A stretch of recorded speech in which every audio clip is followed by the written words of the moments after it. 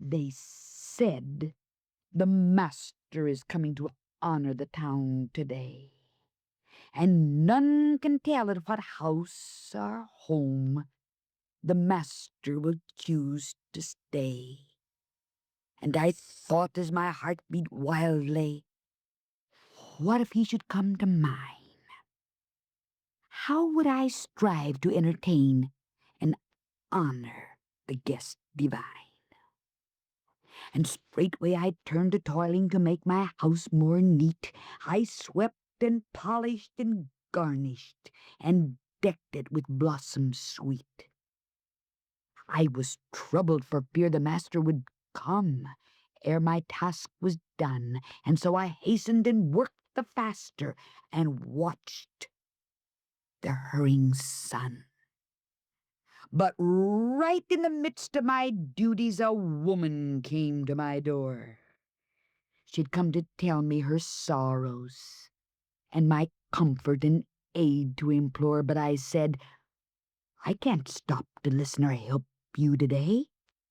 I have greater things to attend to." And the pleader turned away. But soon there came another, a cripple, thin and pale and gray, and said, "Let me stop and rest a while in your goodly house, I pray.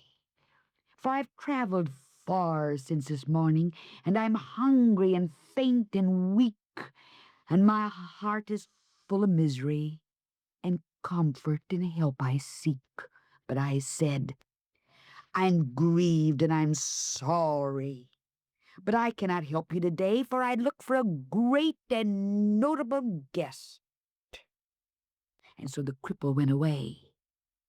But the day wore onward swiftly, and my task was nearly done, and yet the prayer was ever in my heart that in time the master would come. And I thought I would spring to meet him and serve him with utmost care,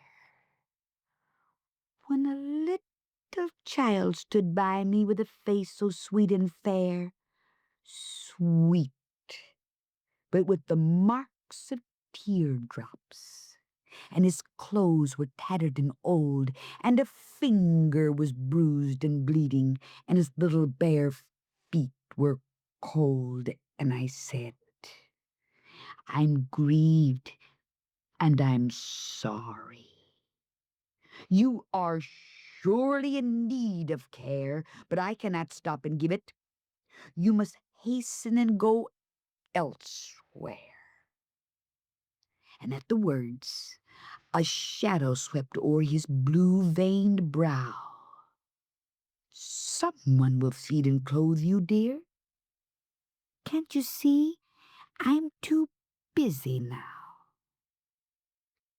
At last the day was ended, and my task was over and done. My house was swept and garnished, and I watched in the dusk alone.